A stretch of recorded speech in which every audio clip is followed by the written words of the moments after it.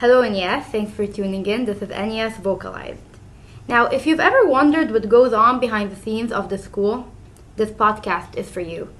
If you've ever wondered what it's like to grow up in NES, this podcast is for you. And if you've ever wondered what skeletons are hidden in the fabled common room, this podcast is for you. I'm your host, Rowan Khalil, and I'm here to talk to you about pretty much anything and everything, as if I do not talk enough already. So fun. And I'm your host, Omer Eissa, and I'm here to discuss things that I don't feel get their fair share in the limelight. So this is NES from a different point of view. This is NES deconstructed. This is NES vocalized.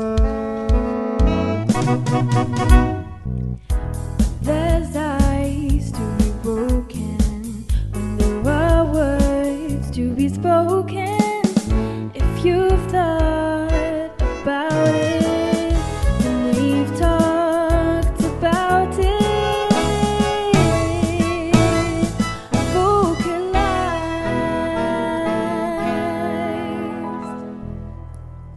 Today, we're going to talk about hobbies, talents, interests that don't relate to anything in school. We've got our guest, Saba. Hi, I'm Saba Hamdan. I'm here to talk about my interesting hobby of keeping bees. So later in the episode, we're going to get into that. We're also going to talk about the importance of hobbies in what makes an individual and how they can help you in the past and the future, and what really defines a passion. We overuse that word.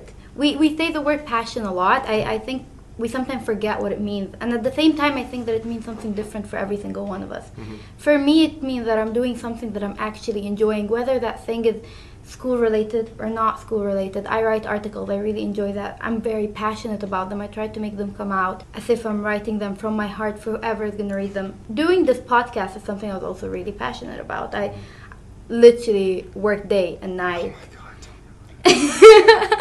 And that is what passion means to me, is doing something, enjoying it, even if it stresses me out. So for me, I think a passion is, well, okay, for me, I have criteria when I get into new things, right, new interests. It's usually going to be something that's usually completely unknown to me, something I'm looking at for the first time, almost. So when I get into it, all of the effort or all of the work that I put into improving is going to translate directly to progress. There's no stagnation, there's no delay. So the sense of achievement that you feel is it's going to be constant. It's going to be almost fulfilling once you start getting into the passion and the new interest that you have. To define a passion will be something that you are interested in, whether it's really rewarding or not.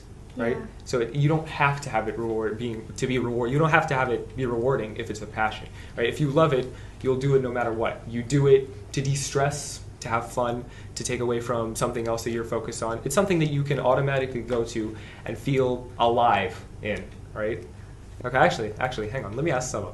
Would you consider, we'll get back to it later, right? But we're going to just touch on it for now, the beekeeping to be a passion or a hobby? Definitely a hobby. Because it wasn't something that I was drawn into like as soon as I saw it.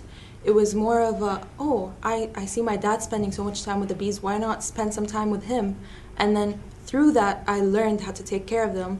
And then through that, I learned that it's very therapeutic for me, but it's not something that I do look forward to doing it because it's really fun, but it's not something that I eat, sleep, wake up thinking about. Yeah. Okay, that's kind of what I was aiming at, right? So, so you said it started with your dad? Yep. Tell us how that began.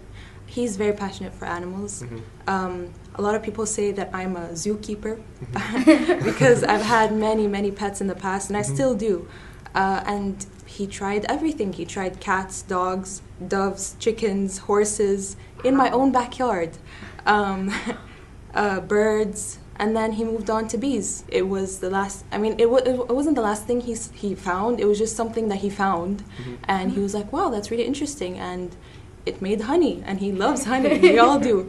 And so he just got into it, and he learned how to keep bees and how to make honey. And the first season, we didn't really make that much honey because it was the first season we'd ever tried.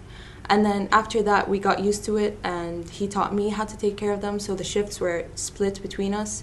And eventually we got to making up to 20 kgs of honey per season. That's wow. Which is wow. That's absolutely crazy.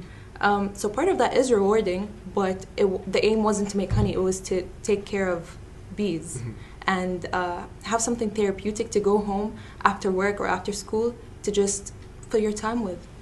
Some dads play catch, others go fishing. Someone's dad keeps bees. Yeah. So, but that's something you do to like bond with him, right? Yeah, Okay, yeah. that's great. Yeah. That's great. Yeah. Have a thing going. Yeah. Like a bee bond. Yeah, an animal bond in general, but right now it's a bee bond. Do you guys have like a father-daughter thing before that? Yeah, over horses. Okay. So they're F bond, they're P I'm bond. sensing a theme here. Yeah. I before we move on into like another point, I just want to add something to what you were saying about passion. And I think a passion is something that kind of drives you to keep doing the thing that you're doing. And so the reward is the kind of self-actualization. Like you do something that you really enjoy and then you feel good about it even though it's difficult, but the fact that you're passionate about it is pushing you to do it, and then the reward is how you feel afterward, that you have actually achieved it.